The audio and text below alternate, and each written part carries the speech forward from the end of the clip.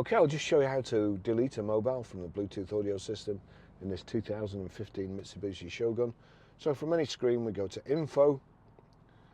We then have to find mobile phone. If it's not already showing, you just keep beeping along there till mobile phone comes up. Mobile phone. Nothing's showing. Redial, back, erase. But this arrow here, you click the arrow and then you've got reset all, pairing, lock, registration. You want to delete a phone. Counterintuitive. Into pairing. And then you've got select device to connect, pair device, set passkey fixed.